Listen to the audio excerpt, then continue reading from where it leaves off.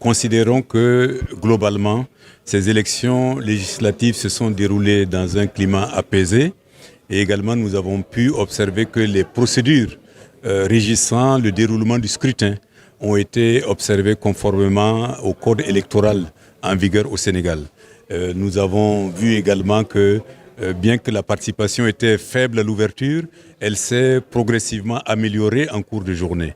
Et comme je l'ai dit, ce qui est important également à noter et à signaler, c'est la forte mobilisation des femmes.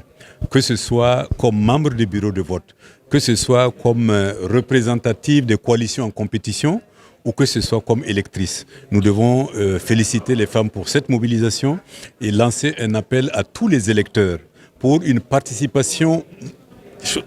Vous savez que les élections, c'est un moment clé de la démocratie. Plus les électeurs sortent nombreux, plus la démocratie est vivante et plus le choix est pertinent. Donc j'invite particulièrement la jeunesse à sortir voter pour faire valoir leur point de vue. Le vote a été interrompu à cause de la pluie dans plusieurs villes, mais cela n'a pas impacté sur le scrutin dans la mesure où quand la pluie était importante, les opérations ont été interrompues, mais on a prolongé l'heure d'ouverture du bureau de vote pour permettre à tous les citoyens de vouloir voter. Alors l'autre incident que nous avons rendu compte est que dans un bureau de vote, il y a un électeur illettré qui ne savait pas comment choisir son candidat. Il a demandé qu'on l'aide à entrer dans l'isoloir choisir son candidat.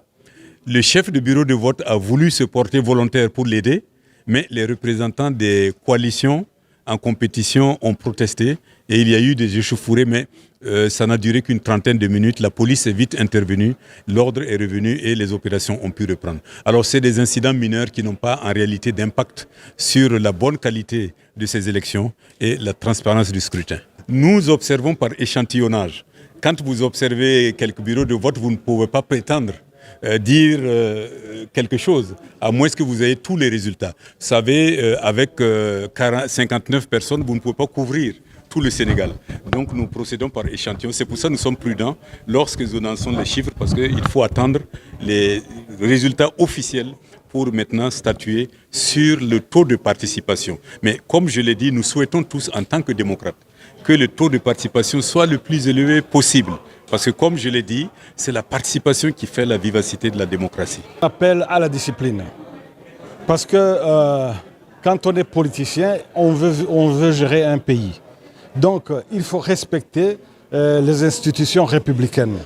De ces institutions républicaines, il y a des attributions, dont notamment aussi l'autorité ou l'institution qui est en charge la publication des résultats.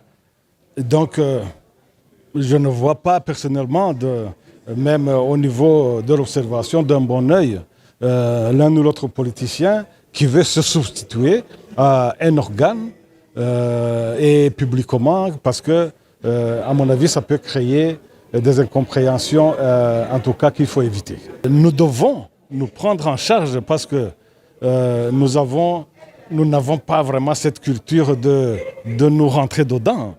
Et il faut vendre l'image correcte de l'Afrique que même les différences, s'il y en a, se règlent autour d'une table, à l'ombre d'un arbre, comme c'est dans certains pays. Ce ne sont pas les politiciens qui doivent créer la violence. La violence, déjà, c'est un déni de la démocratie. C'est un déni de la maturité.